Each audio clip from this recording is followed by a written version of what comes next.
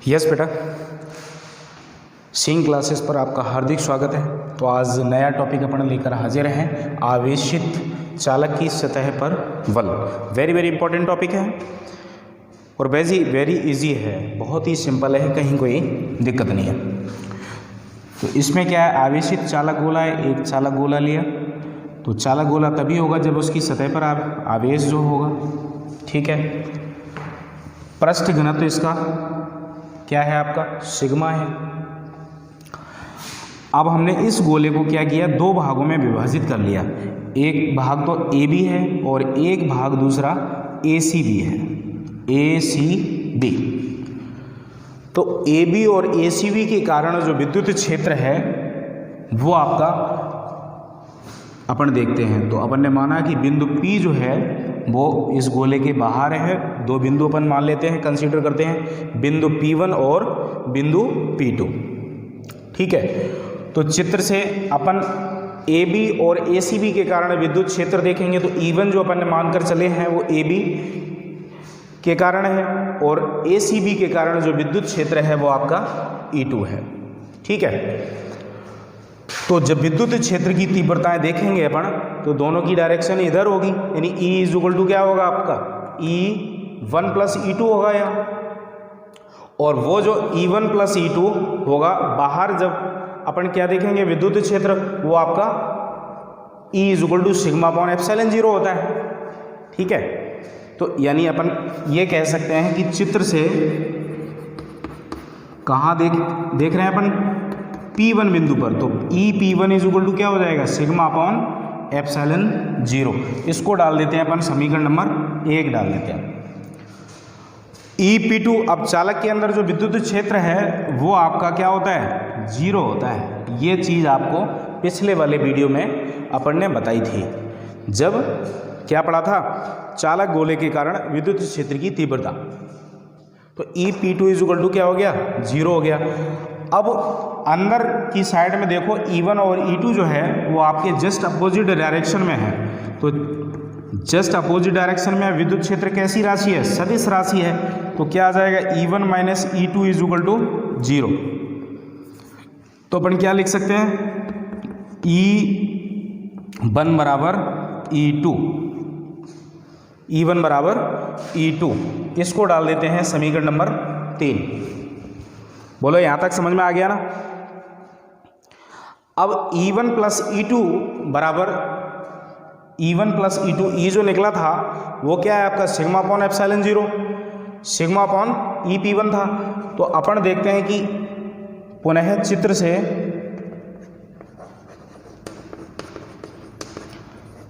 E1 plus E2 is equal to sigma upon epsilon 0 निकला। अरे E P1 क्या है, यही तो है ना कि E1 प्लस E2 ऐड हो गया। तो अब E1 बराबर E2 है, E1 बराबर E2 है। तो हम E1 की क्या जगह क्या रख देते हैं, E2 रख देते हैं। E2 plus E2 is equal to sigma upon epsilon 0। तो यहाँ से आपका 2E2 इज इक्वल टू क्या आ जाएगा, sigma upon epsilon 0। Implies that E2 is equal to अपन निकालेंगे तो E2 इज इक्वल टू आ जाएगा आपका सिग्मा अपॉन 2 एप्सिलॉन 0। सीधी सी बात है, आ जाएगा ना। देखो भाई, अब अपने को निकालना क्या है, आवेशित चालक के कारण बल। तो E2 अपन ने निकाल लिया। अब बल निकालेंगे अपन, तो बल आवेशित चालक के कारण बल, तो इस एरिया के कारण निकाल लेते हैं, AB के कारण। तो AB अल्पांश के कारण, AB अल्पांश के कारण बल क्या आ जाएगा, DF is equal to E2 DQ। अब देखो F इज इक्वल टू क्या फॉर्मूला होता है, F इज इक्वल टू क्या होता है, जहां